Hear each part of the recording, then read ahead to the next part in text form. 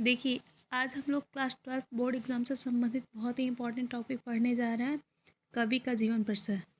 अर्थात class 12th में हमें केवल 2 कवियों का जीवन परिचय याद करना है। पहले हो गए हमारे अयोध्या सिंह उपाध्याय अरियौध तथा दूसरे मैथिली शरण गुप्त जी। जैसा कि हमने पहले ही आपको वीडियो में बताया था कि क्लास 12th में केवल 2 लेखक तथा 2 कवियों का जीवन परिचय याद कीजिए, जिसमें से 5 मार्क के आपके क्वेश्चन होंगे बोर्ड एग्ज़ाम में मिल जाएंगे।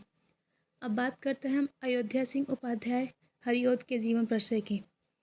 तो इनका जन्म 15 अप्रैल सन 1865 ईस्वी में हुआ था।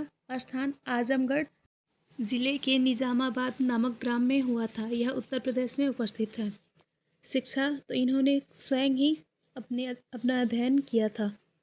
इनकी माता का नाम रुक्मिणी देवी था तथा इनके पिता का नाम भोला सिंह उपाध्याय था।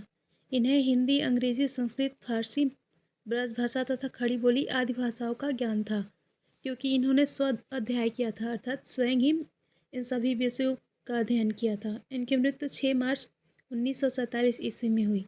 इनकी जो प्रमुख रचनाएं हैं उनमें से एक वैदेही वनवास, प्रिय प्रवास, पारिजात, रस कलश, चुभते फूल, चोखे चौपदे, ठाठ तथा रुक्मिणी परिचय आदि हैं। देखिए, यह तो हो गया हमारे अयोध्या सिंह उपाध्याय हरिऔध का शॉर्ट में जीवन परिचय। अब विस्तार रूप से इन्हें देखते हैं।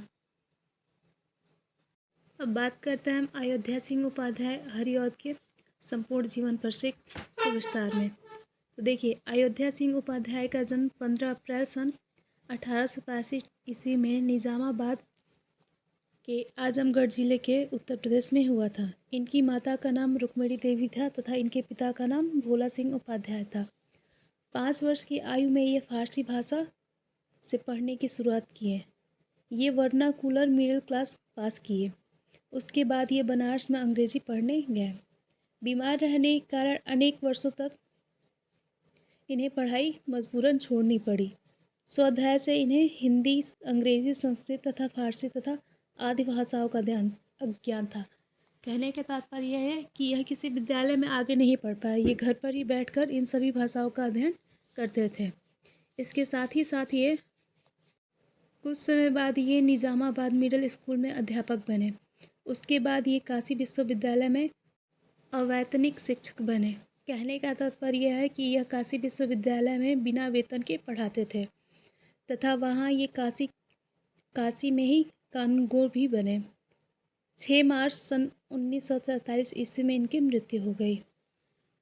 देखिए, इतने कम समय में तथा इतना स्वाध्याय करके इन्होंने अनेक काव्यों तथा अनेक निबंधों की रचना की, जैसे कि वैदेही वनवास, प्रिय प्रवास, पारिजात, रस कलश, चुभते फूल, चोखे चौपदे, ठाठ, रुक्मिणी परिचय, रसिक, रहस्य, कर्मवीर, प्रद्युम्न विजय, चुभते चौपदे आदि काव्यों की इन्होंने रचना की।